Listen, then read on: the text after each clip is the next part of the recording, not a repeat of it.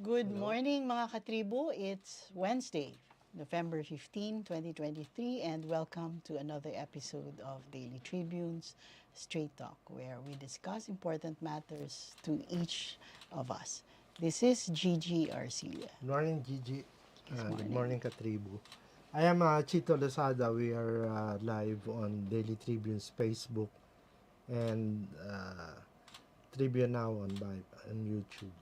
Yes, Chito, in this morning's episode, we are joined again by the LTO chief, Attorney Vigor Mendoza Yes. II. It's the second part of Yeah, this is a continuation, a meeting sequel with, to the episode that we had like 2 or 3 weeks ago. So good morning, sir. Welcome again to Straight Good morning, Talk. Chito. Good morning, Gigie. I'm happy to be here.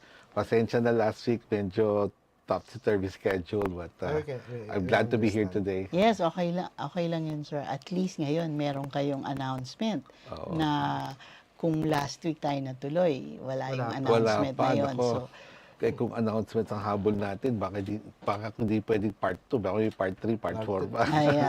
but then again, we'll ask you about that announcement. Very important. And I guess, sabi mo nga, this is the first time that you're going to, to divulge that announcement for Yes.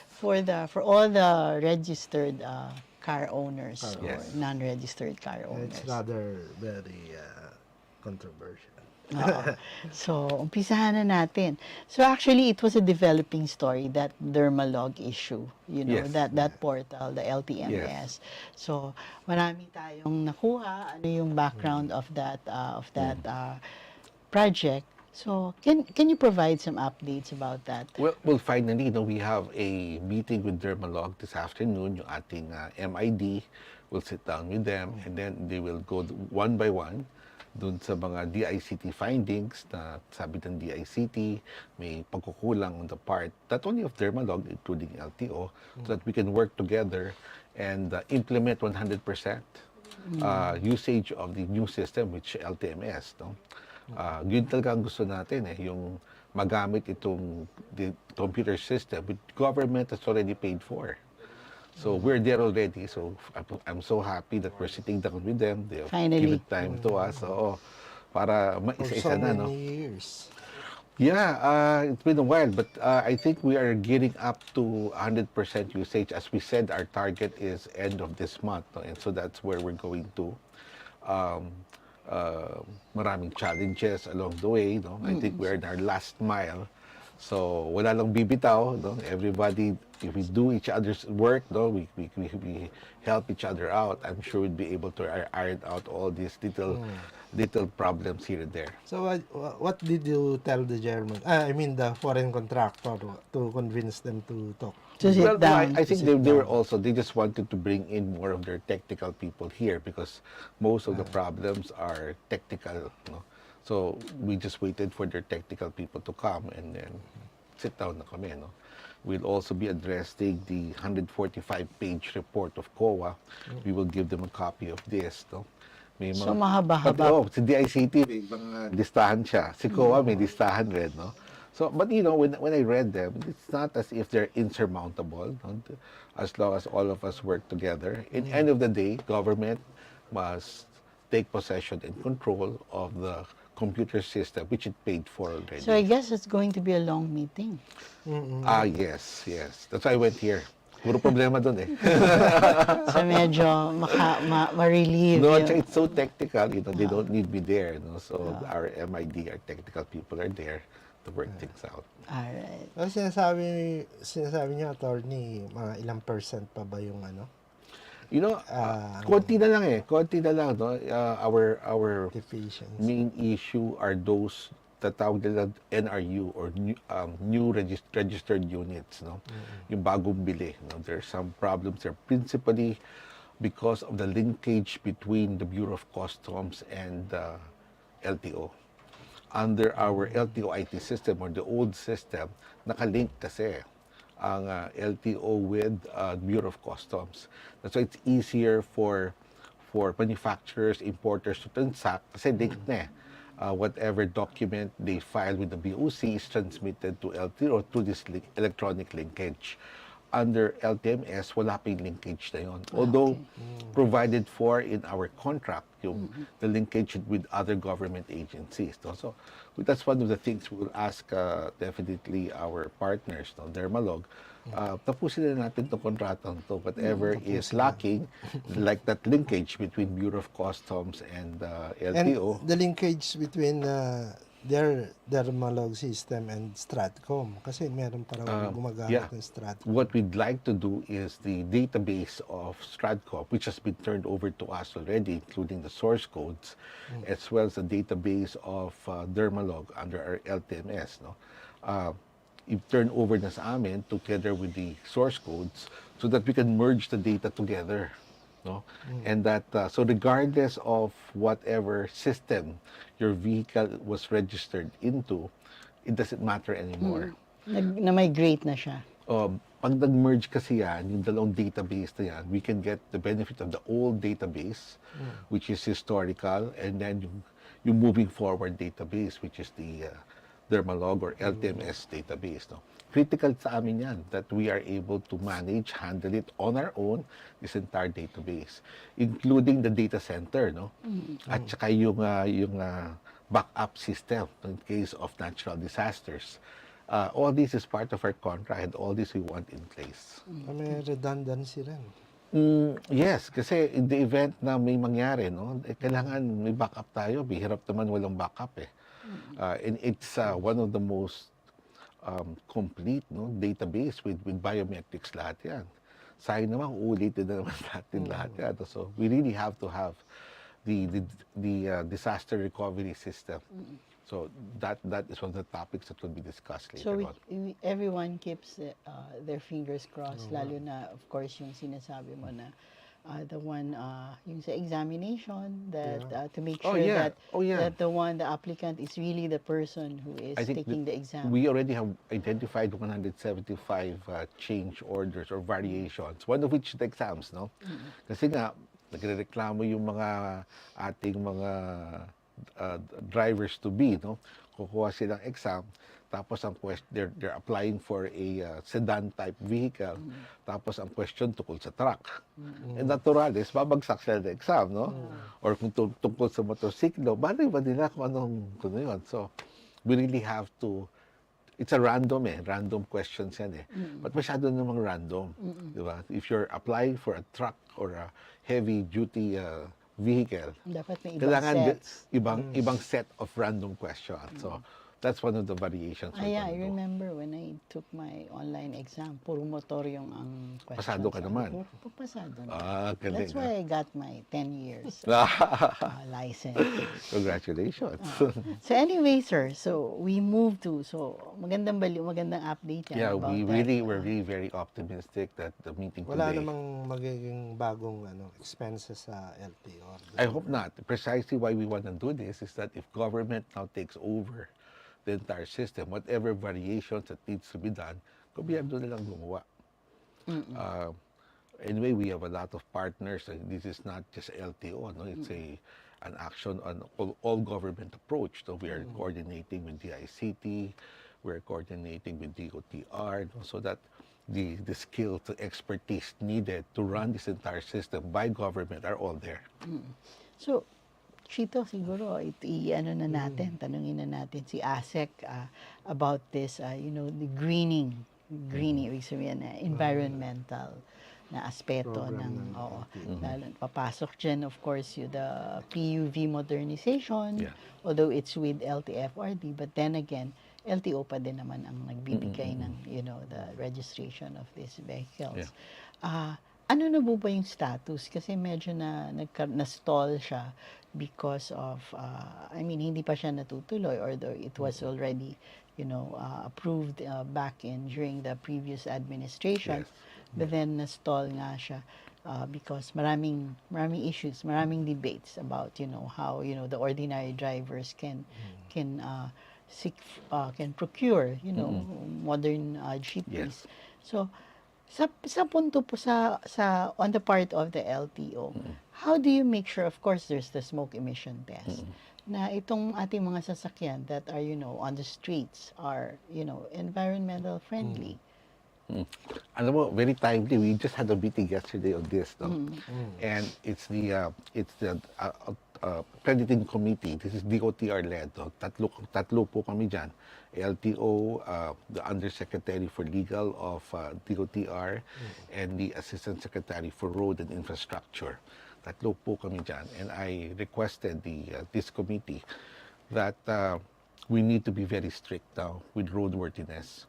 Right now kasi pag nag-smoke emission, ang nangyayari, visual check lang kung maayos yung sasakyan. No? And sabi ko, I'd like to veer away from visual check and do what we're supposed to do, mandate roadworthiness, which is a motor vehicle inspection.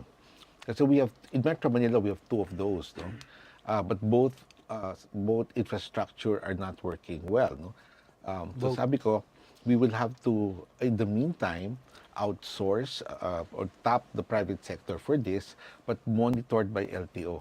Meaning to say, we will have LTO people on the ground in these private motor vehicle inspection centers so they can validate whatever inspection the private sector does. No? In the end of the day, it's LTO who will do it. No? So, and we will do it very strictly. Alam mo, that's one of my pet peeves. No? Talagang we want to do it now. Kasi trial run. Wala pang masyado nag-register. Pagdating ng January, they start registering. No? So these are not just the PV modernized vehicles. These are also every public utility vehicle on the road. We'll focus on them first. No? Kasi yan ang parating na sa kalye. In order to, one, the greening of the environment. No? And secondly, to make sure, kasi pag nasira sa daan, traffic agad eh. So we will really put to task our operators, the owners of the vehicle, to make sure that their vehicles are roadworthy. And LTO will really do its job in order to make sure that inspect yan, not only visually, but with the use of the proper equipment. So we're moving towards that now. It was approved. It was just approved yesterday. So does that mean, sir, so yung smoke emission centers would also cater to the vehicle inspection? Oh yeah, smoke emission is just one component of the entire vehicle inspection. No? So yes, definitely it's a very important component. So we have our PTCs to help us out on that score. No? But we will now do it. Ang kagandahan dito, we will try to help our operators to organize them. Consolidated na naman sila under the PV modernization. And we'd like them to register online. Wag na sila pupuntang LTO. Their last touch, their last interaction of LTO will be in the motor vehicle inspection. And this is where we will also launch our online motor vehicle registration program. Pag nag-register ka, wag ka na pumunta sa LTO. Everything can do online except motor vehicle inspection. So it's a two-pronged purpose. One, motor vehicle inspection, strict enforcement. Second, to start off our online registration. Because once we've perfected that, then we would also introduce it to private motor vehicles. So ang ganda, ang dali nyo na. Marami namang private or smoke emission test centers everywhere. You can just go there. Pagdating mo doon, all you have to do is online register. Then we can send to you your official receipt through courier. No? You can choose. Tapos, ngayon, mga Lozada, mga, I don't know what other, JNT and all that. No? Then you just pay them. You have the choice to do that, or you can pick it up from the district offices. Hindi ba, sabi mo nga, ASEC, that you have people who could perform the inspection. So, sa dami-dami ng sasakyan, do you think, sir, hindi ma-congest? That's our count now, no? Very timely. That's what our topic yesterday, no? Because our factor is there is around 14 to 15 million registered motor vehicles on the road. That's the assumption. But now, if we will be aggressive in pushing for the unregistered to register, we expect this to double up. And then the subject matter of congestion will come in. So in fact, even as early as now, DOTR we are now reviewing the capacities of the PFVICs, yung private motor vehicle inspection centers, and the smoke PTCs, the private smoke emission test centers also. We're reviewing their capacities, at kung kailangan namin magdagdag pa, then we will open it up. Kasi ngayon may moratorium eh. So we will open it up once we have validated the numbers. Yung inspection ba, sir, is it is it just a human inspecting it or there are machines? May machine yan. You pass through like a conveyor belt, no? Tapos ini-inspect yung alignment ng machine mo, yung mga brakes, gano'n, everything. Including meron kinakabit sa engine mo to test your calibration. Although it's an additional cost, of course, for the private It is additional centers. cost. It But is. then, kung it's for the greening and the roadworthiness, safety. then Oo. and safety, At saka, then mandated by law naman yan. It's just that it's the implementation na naman na kailangan talagang tutukan.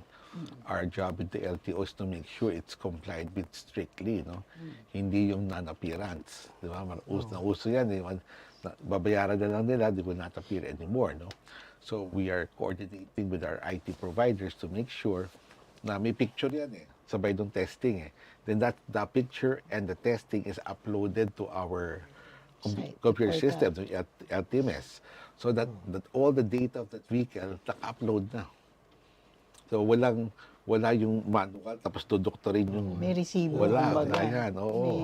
May proof na talagang na-inspect. Yeah. How about, sir, yung issue ng kasi roadworthiness, okay? They say na wala bang magiging ganong policy sa LTO that, pag more than like 10 years or 15 years, may mga ganon na How I wish. old models. How I wish, no? How I wish. But that's beyond LTO's jurisdiction. No? I don't think even DOTR, may DTI component yan. No? Yung mga car manufacturers, baka pagreklamo sila, no? So, how I wish there would, because that would also solve our traffic problem. Di ba, kabawasan ng sasakyan sa daan, no? Pero, I guess, this has to be looked at the bigger picture. Actually, 10 years, okay pa. Pero how about those na 15, 20, and still you see them, on the street? Dagdagan mo pa ng ilang years, vintage car na yan. Ang vintage car kasi 40 years. So, yeah, it's really, that's been discussed back and forth, and I'm sure there are a lot of considerations that would go into this, no? Together with our manufacturer Pero wala pa sa partners. drawing board. Wala pa sa drawing board yan. So let's talk about more of those problems in the Hindi, yung I mean, In the yung green, industry. yung greening, of course, siguro we get updates from ASEC, Vigor about, the PUV. Where are we now in terms of modernizing our vehicles? That's after our commercial. Yeah, after this short break. This break is brought to you by Angkas, Beat the Traffic, Bayad Center, hashtag Bigger Better Younger Bayad, and you can buy it all. Globe, atin ang mundo. Meralco, ang liwanag ng bukas. SM, we've got it all for you. Smart, live more today. Union Bank, it starts with you. A wellness show dedicated to empowering viewers with the knowledge and inspiration needed to lead a healthy lifestyle. Be Well Now, hosted by Miss Cory Crino, every Wednesday at 2 p.m. only here at Daily Tribune's Facebook page and Tribune Now in YouTube. Alamin ang pinakamaiinit na balita at mahalagang issue na bumabalot ngayon sa ating bansa. Ating pag-usapan, blow by blow, dito lang sa Hot Patatas, kasama sila Chicky Mangkukang, Vernon Velasco at Gio Leaño. Yung Lunes, Miyerkules at Biyernes, alas 3 ng hapon, dito lang sa Daily Tribune Facebook page at Tribune Now sa YouTube. Conversations that are masterclasses from the top honchos of various industries. Learn from their strategies and insights so you yourself can unlock your full potential. Perfect every Friday at 2 p.m. only here in Daily Tribune's Facebook page and Tribune Now in YouTube. Creative minds, entertainment icons, style influencers. We shine the spotlight on remarkable individuals who shape our cultural landscape. Every Tuesday at 2 p.m. only here in Daily Tribune's Facebook page and Tribune Now in YouTube. Parayan at talakayang showbiz times 2, doble-doble! Kasama ang dalawa sa walang kupas na talakayan ng showbiz, Alwin Ignacio at Alex Brosas. DTT Show, tuwing Sabado at Linggo, alas 4 ng hapon, dito lang sa Diaryo Tirada ng Daily Tribune. Straight Talk dives deep into present issues of leadership, politics, business, and more. Engage in insightful conversations with industry shakers, government leaders, and trailblazers every Wednesday at 10 a.m. only here on Daily Tribune's Facebook page and Tribune Now in YouTube.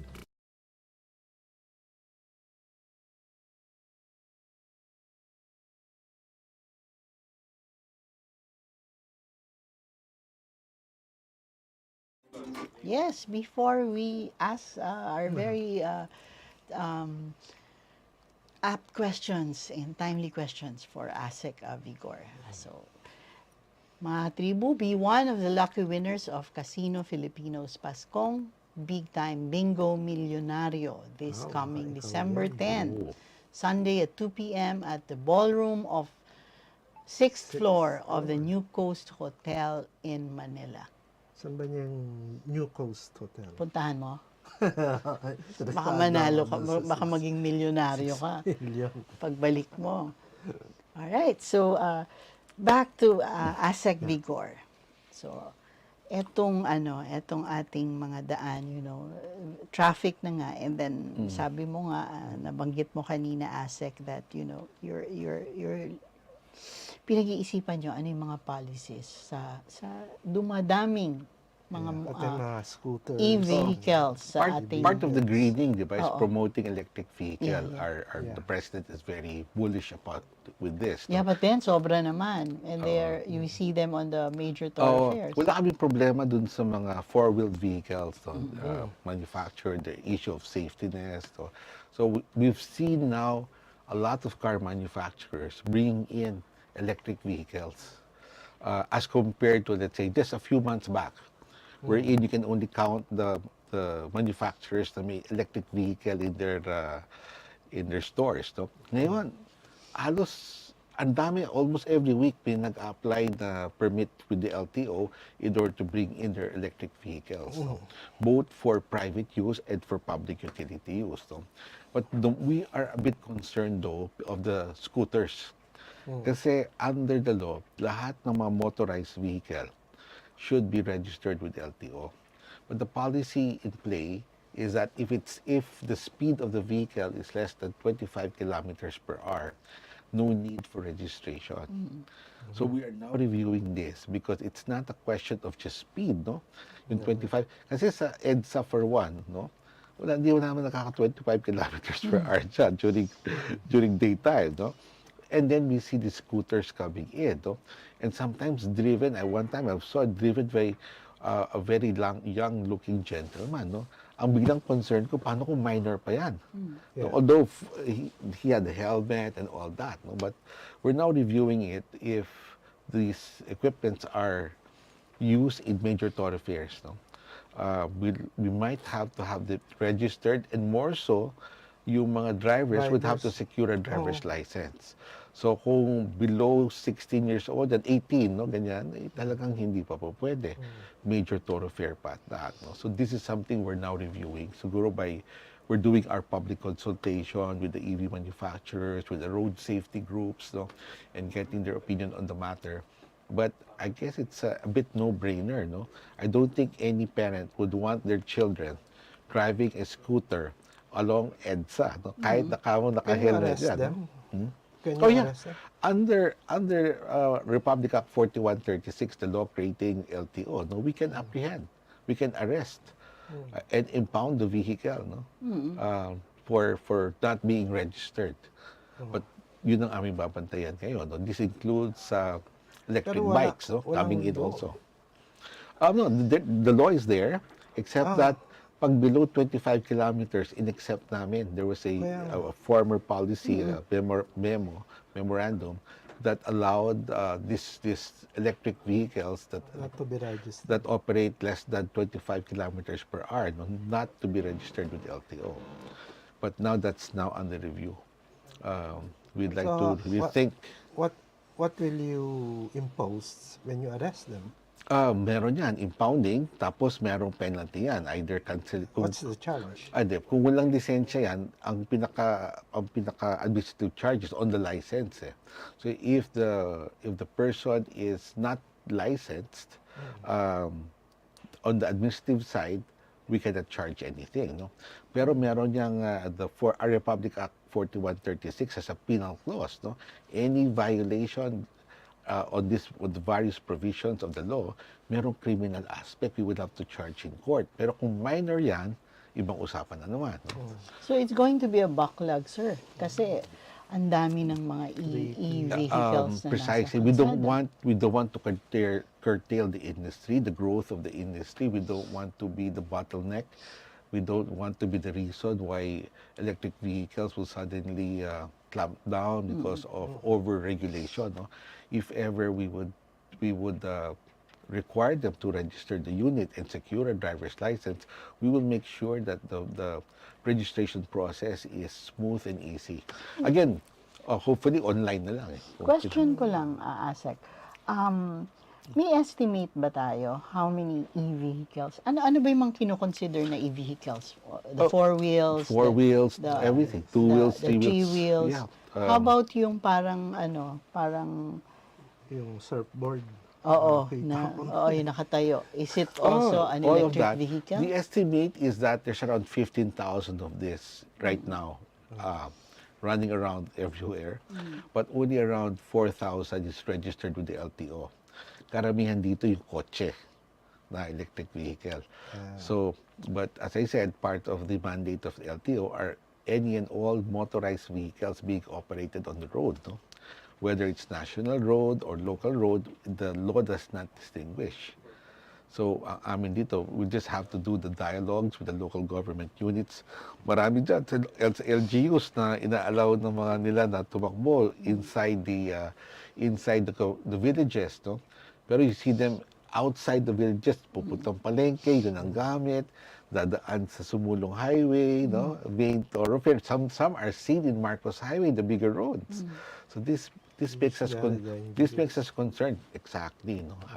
We don't want an incident will happen, and then of course babalikan ng LTO na pinabayaan namin, no? So 50, you said 50,000? Which 15,000. Okay, so that's one. So this is coming up. We should have some new policies up by end of November. So that's in time for our part 5 or part 6. Hindi na kailangan ng Wala mga na. amendments. Part 5, part 6 of Part the 6, part 2 ngayon, di ba? Ano talaga, developing talaga. I mean, Oh, there's it was- always a new, a new. In the LTO right now, we're almost every week may something new, no? Minsan nga every day. Pops up. Ito yung issue na nga yung sa It's good na ano ka talaga sa transpo. um Immersed ka doon sa industry. oo, Kasi well, I've been ang involved. hirap More than 20 years na ako dito. More or less, alam ko na yung mga problema. Although this electric vehicle, the greening of the environment, this is something new, no? Catching up to. So, we're very supportive of that kasi ang ating presidente very supportive of electric vehicles. We just want to establish a good regulatory framework that will not be overburdened, that will not overburden the industry. No? Gusto namin smooth flow ang registration. Meron ako, I'm going to ask this, Asek. Kasi years back, nagkaroon ng I mean, you know, the taxi units, LPG. Yeah, LPG. Yes. Hanggang ngayon ba? Is Wala it still na. being used? Wala na because it proved to be not as cost-effective as it was supposed to be. No? Oo nga, LPG nga siya, pero mas mahal ang LPG if you compute it on a per liter scale. No? And yung gamit, let's say, ang gasolina let's say, 10 kilometers to a liter, sa LPG mas maliit. Mas mura nga, mas environment friendly, but when you compute it at the end of the road, no, mas mahal pa rin. So wala nang gumagamit na Wala nang LPG. gumagamit ng It's LPG. totally phased out. As far as taxis are concerned, wala na. Yeah. And now they're shifting to electric taxis. No? Pero medyo mahal ng konti, so winuway nila, no? Later on, yung mga driverless vehicles. Ay, nako, Nasa US. that will be the day, no? That will be the day. At least, Mahirap i-regulate. less trabaho na kami, no? Wala ka na huling driver. But then how can you be so sure na hindi papalya yung the robot? I mean, Mga machines. Well, yeah, that's true. kailangan pa rin ng human Yung mga intervention. AI na ganyan, no? Yeah. It's still something. But yeah, we Yan lang nagkakaglitch. ang ganda naman ng ating mga legislators, no? They're very siguro yung mga bata, no? They're very tech savvy, no? They're more progressive thinking. In fact, today there's a committee hearing sa transportation when it comes to bicycles, no? Electric bicycles at that. So mas advanced sila. Nakikita nila the next steps in terms of transport development. Ano yun, shit ko, tanungin natin si ASEC about this. Yung PUV modernization. Modernization. Nasa purview pa rin naman ng LTO yan. We're part of the committee that reviews the PV modernization. Budget lang hinihintay namin, final approval of Congress. There is a proposal. In the original budget kasi, there's no budget for PV modernization. But in the House version, I understand there is they inserted a budget for it, mga 1 to 2 billion. I'm not sure exactly now, no? So if that passes the Senate and the bicameral committee, then tuloy to the PV modernization. Paano naman yung mga concerns po ng mga the drivers, the PUV drivers, yung mga concerns nila na not all of them can afford to buy pero under naman dun sa PUV modernization Medyo mahal na yung- act na they should into themselves into a cooperative. Right. I've been involved with PV modernization not only right now in the regulatory side. No? I've been involved with PV modernization even on the private sector side. I'm one of the groups who tested it to see, okay ba to? Yung issue of consolidation. I don't think people see it how important that is, no? As a first step to modernization. Kasi consolidation allows you economies of scale, no? Maglalagay ka ng tangke, volume, so that you don't have to buy from the gas stations, you purchase on your own. That could easily bring down your cost of fuel by 6 pesos per liter. Then when you buy spare parts, no, you can easily get 20 to 30% discount volume purchase. Plus, on credit pa yan. So yung cash flow mo, you can manage properly. Sa volume. But the issue of consolidation now with a fleet managed or single dispatching system is that the leaders of these groups now must be taught how to manage it properly. Hindi pwede consolidate and then what next? Diba? The beauty of consolidation is that they are trained to work together as one. Because if they're not, ay patayat, no? And then you modernize. Kasi if you cannot put your systems in place, dispatching, inventory management, cash flow management, diba? Personal management, if you cannot put that in place, huwag ka muna bumili ng sasakyan. Kasi kung bibili ka ng sasakyan and your maintenance scheduling is not followed strictly, baka masira din yung sasakyan mo. Bago nga siya. Pero if not maintained properly, alam mo naman, a couple of months down the road, uusok rin yan, di ba? Ang maintenance must be regular. Hindi pwedeng hindi, di ba? Kaya yung mga jeepney drivers, parang masanay sila na i-maintain yung mga dating Not now, kasi may computer box kaya medyo Oo. komplikado Yun na na konti. nga, ang tanong ko kasi I see minsan may mga nagrarally dyan, laging sa mga kung ano mga protest action, kasama yung issue ng Kasi nakikita din, it's not easy, no? It's not easy to change the mindset. Kasi now you have to work as a group. Now you have to be very efficient. kaya skills. Oh, so I was telling my colleagues in government what support we should train them. O consolidated na sila. Baka naman we can train them in order to act as one, to act as a fleet. No, parang fleet operations na yan eh. Pwede. That's the only way that they can benefit fully kasi nandun yung economies of scale. Yeah. And if managed properly, they can earn. It took me a lot of pains, yung mga growth pains, no, to be able to train. Pero, if they can do a single dispatching system, hindi na sila magkakaagawan sa daan. Hindi yung sabay-sabay sila lalabas, tapos modernized jeep sila. Mas lalong dali sila nag-aaway sila. No? But under a single dispatch system, then you have your automated fare collection system. You can easily up your income. Actual experience is that I know of a group that used to earn something like 7,000 pesos per day. When they coordinated it, kulang yun. Kasi ang amortization mo is around 1,800 a day. So matitira mo mga 5,400 na lang. Ang crudo mo dyan, mga 3,000. Kasama na yung crudo. Lahat yan. So, Tapos ang 2,000 sweldo na pa lang. ng tao mo, mga 700 to 1,000 ang driver per day. So doon lang ubos ka na eh. Wala ka pang profit, no? Then you have your insurance, and that's another 800 pesos. So we have dissected it down to those cost centers. So we know more or less ang basic cost of a 12-hour operation is around 3,500 given a certain length of the route. So nako-compute na yan. Now they have to manage their cash flow very well kasi collection, some of your supplies are on credit eh. So, but when you collect, magtatabi ka na. Ito para sa bangko, ito para sa... It's not that easy. And maybe that's where the cause of objections of some groups, no? Because alam nila, hindi madali talaga to. But if done properly, it would up your income.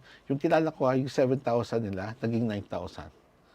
So it's a 2,000 increase. Now, I heard because of the opening up of the economy, that's also another factor, no? Umabot na sila ng 11,000. They're now double shifting. 2 shifts na sila ngayon, no? They're now going up 12,000. Dahil dumami ang pasahero. Oh, dumami na. Pumapasok na yung mga BPOs, mga call centers, no? The schools are opening up, no? So kung 2-shift system sila, ang problema nila dyan, they're operating probably 20 hours a day. Yung remaining 4 hours yan, kailangan ma-inspeksyon ng mga mekaniko yung kanilang masasakyan. At least basic inspection. Parang aeroplano, basic inspection mo na yan. Brakes, steering, yung mga ganyan, no? Para walang problema sa ganyan. All this creates a certain discipline. Kailangan araw-araw gagawin yan. That's the problem. Kaya lang, sir, meron naman ding mga may I mga... guess we have to take a break. Yeah. So, medyo na Hold on. mukhang ako dun sa pinag-uusapan. Kasi naisip ko yung mga concerns din na nababasa ko. No, ako, I'm very passionate when it comes to the PV modernization. I know how difficult it is, but I've gotten a lot of what not to do's, no?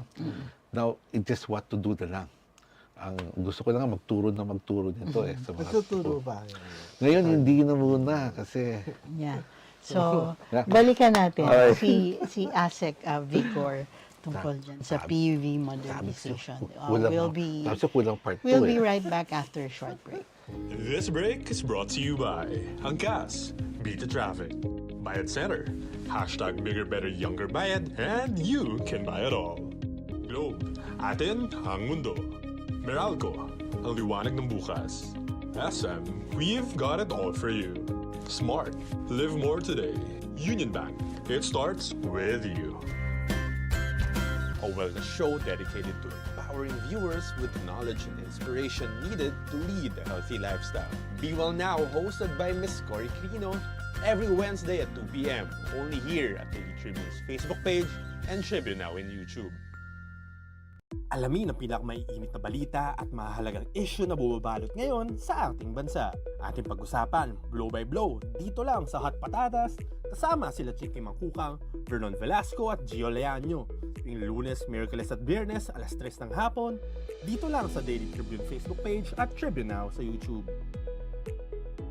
Conversations that are masterclasses from the top honchos of various industries. Learn from their strategies and insights so you yourself can unlock your full potential. Perfect every Friday at 2 p.m. only here on Daily Tribune's Facebook page and Tribune Now in YouTube. Creative minds, entertainment icons, style influencers. We shine the spotlight on remarkable individuals who shape our cultural landscape. Every Tuesday at 2 p.m. only here in Daily Tribune's Facebook page and Tribune Now in YouTube. Parayan at talakayang showbiz, times 2, doble-doble! Kasama ang dalawa sa walang kupas na talakayan ng showbiz, Alwin Ignacio at Alex Brosas. DTT Show, tuwing Sabado at Linggo, alas 4 ng hapon, dito lang sa Diaryo Tirada ng Daily Tribune. Straight Talk dives deep into present issues of leadership, politics, business, and more. Engage in insightful conversations with industry shakers, government leaders, and trailblazers every Wednesday at 10 a.m. only here on Daily Tribune's Facebook page and Tribune Now in YouTube.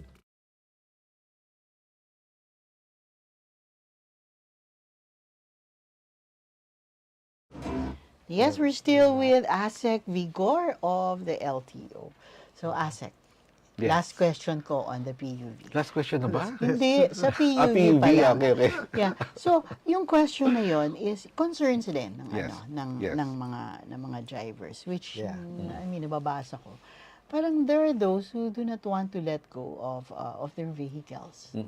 May sentimental, may attachment na. sentimental value, and of course they don't want to be supervised or maging under ng isang co-op Correct, correct. or a fleet organization.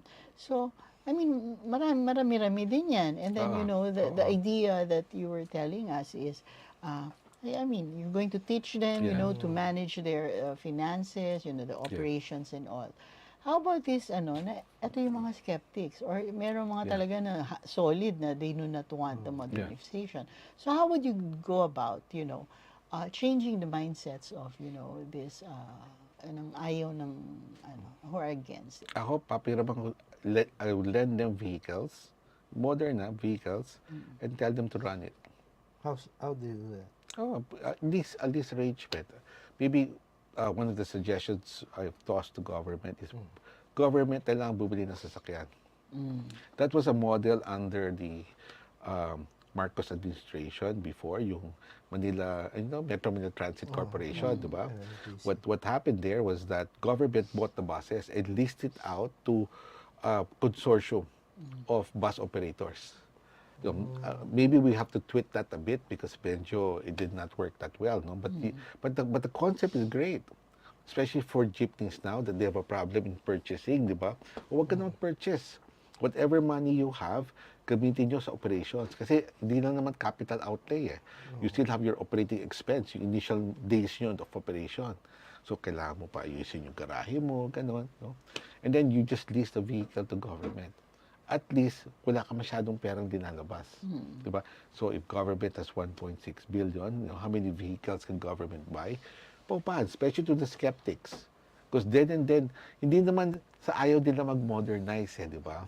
Ang problema nila, iniisip nila malulugi sa mahal ng presyo ng sasakyan. Yun ang kinakabahan nila. Baka malukluk lang sila sa utang. O huwag ka umutang. Upahan mo. Kung hindi kikita ng fraud, basta huwag lang mismanage, no? You can cut the lease, return the vehicle to government. Ilipat ng government sa ibang grupo. So, ang suma total, ASEC, is the government ready, to go around the country and convince the skeptics, those who... Masigasig ang mga kasama ko sa gobyerno ngayon, no? The OTC chairman meets with them every day. Talagang sinasagot nila yung mga tanong, meeting the skeptics, no? The LTFRB chairman met with Piston head, no? Just to explain things. Nakikinggan rin naman sila eh, no? I think what we all have to agree that we have to modernize. Is the political will there? I think it is, no? I mean, even despite all the problems, no? Whether it's the executive branch, even Congress for that matter, no? When we met with them during the budget hearings, no? One sila. Even the minority bloc say, maganda naman yung concept eh. We just have to fix it a bit, no? And everybody agrees with that. Pwede naman eh, model runs, no, per area. I think one of the problems is the route, they call it the route rationalization. No? There are some routes that are so short, baka nga hindi kumita. Diba? Maybe that's where government comes in first. Wag muna sila, para mapakita lang. Makikita talaga. Or government with them. Diba? I-hold hands muna ni government ang grupo until such time as they're ready to fly. Marami naman, as long as people work together. No? I mean, but the concept is good. The concept is sound. There are business models run by cooperatives and corporations, no, that work. It's now a matter of using these models. Let them teach others on what the best practices nila. So, parang mahalaga pa rin yung yung education tsaka yung Ano mo, Chito, tama kasi ka. mawala yung fear na Tama ka. Part of the fear, I guess, is not knowing eh. Diba? Kasi puro, basta consolidate kayo. It's not knowing. Pakita nyo sila yung hirap. Hindi ito madali. Ito ang hirap. Then they understand it better. Baka mawala yung fear. Diba? Yan. Dalhin sila isang educational tour. Sa isang co-op, how the operations I know of a group who does that exactly. No? They bring in other groups. ini-immerse nila yung ibang grupo dun sa kanilang operations para they see it how it is. Walang sugar coating. Yung hirap at ligaya ng pag-operate noon. Then mas natatanggap nila yun. Okay. Okay. So, Chito, That's good. fire away sa no contact No apprehension. contact apprehension. Yes. Nako. Yeah. There's a Supreme Court case ongoing. Yes. Ito yung sa But, MMDA. Oo. While we were off air, sabi mo, pwedeng ma-revive yung no Oh, contact. my former group, no, the One Utak Party List, was one of the participants in the Supreme Court case. No, that case was based on a MMDA resolution, Yeah. and then local government issuances. No, itong new no contact apprehension is not based on that. It's based on the LTO charter. Parang ganito, di ba meron tayong mga road rage accidents, right? Kinukunan ng picture ng ating mga citizens, no? And then they send it to LTO. On the basis of that picture, we issue a show cause order to the motor vehicle owner kasi nakikita yung plaka eh. The motor vehicle owner now is required to come to LTO and bring who the driver is, no? At kung once ma-report sa amin sino yung driver na yan, nag-i-issue kami ng panibagong show cause order to the driver. So there are two now. Kasi yung motor vehicle owner, under the LTO charter, under the privilege given to them to operate that motor vehicle on the road, they have certain responsibilities under the LTO charter. Like, wag mo papagamit ang iyong sasakyan sa isang tao na walang lisensya o kundi naman nakainom. May mga ganyan, no? And you can be held liable for doing that, no? At the same time, yung driver naman can be held liable also for their own negligence or fault, no? Hindi sumunod sa traffic ordinances, traffic laws, they can be held liable for that. So under this new LTO charter, we want to explore this new no contact apprehension dito sa busway. I discussed this with Chairman Don Artes already kasi ang hirap bantayan yan eh. Lalagyan mo ng tao 24/7. Doon sa carousel. Oo, sa carousel. So, di ba may mga pumapasok na mga sasakyan na take advantage of this, no? So, my idea was, I was talking to the chairman, is that yung cameras nila, they capture the plates of these vehicles and then send it to us. We will show cause. And that's exactly the concept of no contact. Diba? So we'll try it there. We're also talking to the toll roads, the NLEX, and also implement the same thing. Now, if this is successful, if it will, ang objective dyan, discipline in the road, no? Na wala yung take advantage of it pag walang enforcer. No? If we can do that, if we can instill greater discipline in the road, hopefully, this will have a trickle-down effect on traffic where people just follow the law. No? So, we'll try to do it. So, when are you? I'll be talking to the chairman lang, the making time sure the frame. cameras... Anong araw ang... If the cameras are working well, bukas na yan. Pwede na implement. Because we have the law, we have the memorandum, we just issue, and then implement. Yung Kasi nandiyan eh, Ganda ng nandiyan eh. system. Nandiyan eh. So, it's a different no contact apprehension pala. Hindi pala kasi, hindi pala sa lahat. Oo. We'll let you know the moment we launch it in the bus carousel area. We'll let you know on our part 3 episode.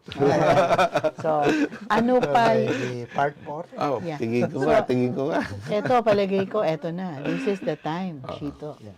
to ask the ASEC Vigor about the announcement. Yeah. Oh, First lang yan, dito sa Straight Sa Talk. Straight Talk. oh, we are implementing. Of course, information campaign muna para may warning. Ang tinatawag namin, no registration, no travel. Hindi no plate, no registration.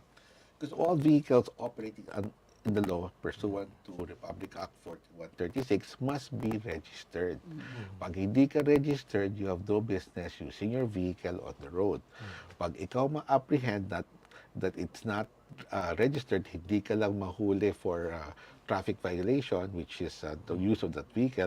Plus, you have to pay now. You have to register. You'll be required to pay your registration kung ilang years yan.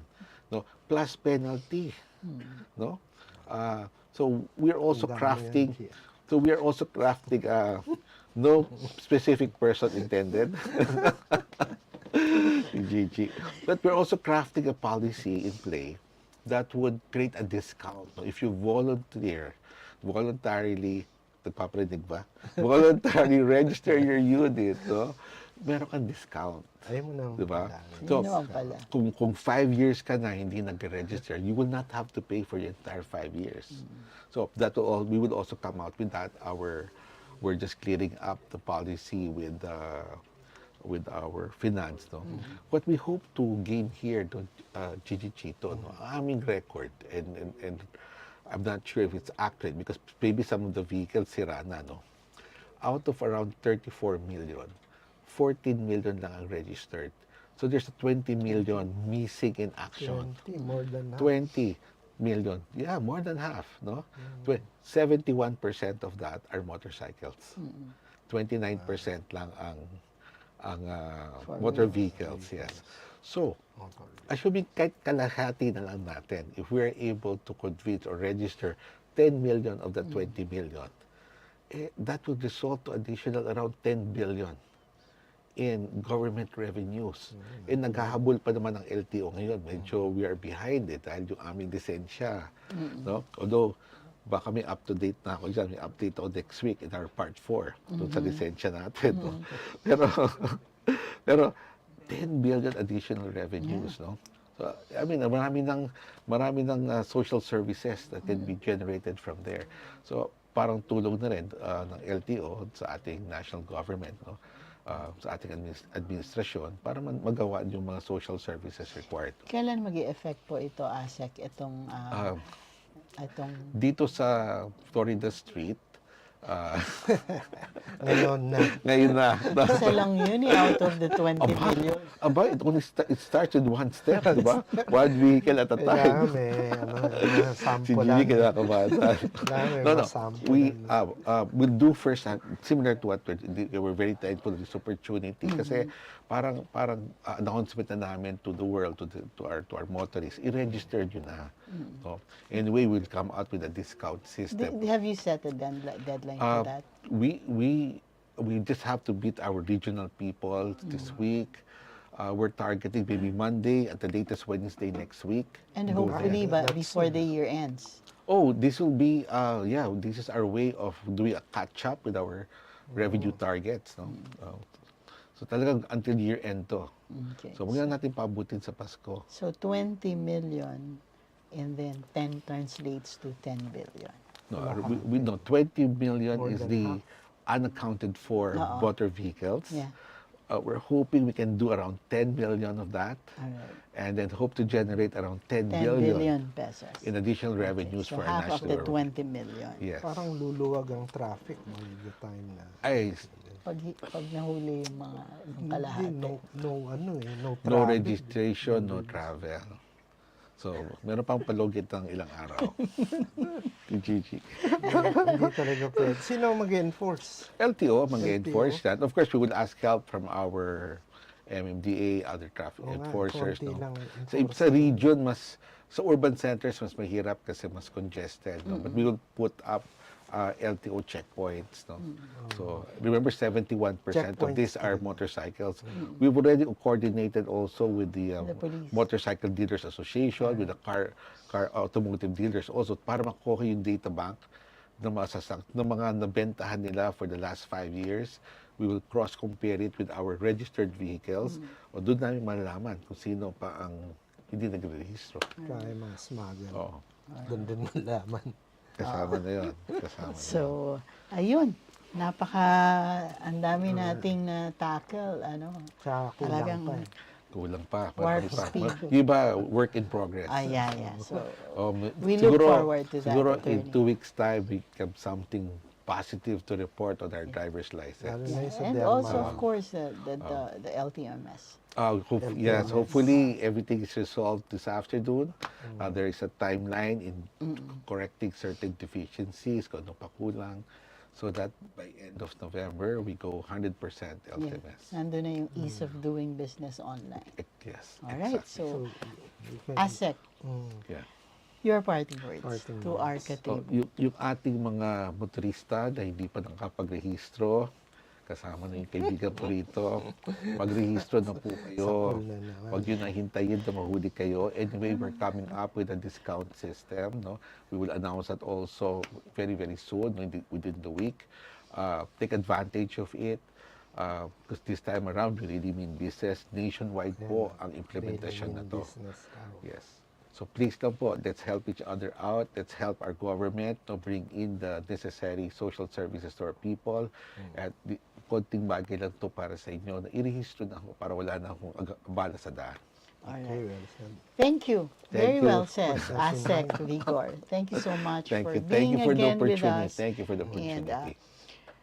Maybe we And can thank, invite him thank you again. mga katribu. Tune in again next Wednesday for another episode of Straight Talk. I am Gigie Arcilla. And I'm Chito Lozada. Watch Straight Talk every Wednesday at 10 a.m. on Daily Tribune's Facebook page and Tribune Now on YouTube. Thank you. And thank you again, Attorney Vigor Till Mendoza. next week. Till, may part 3 pa to eh.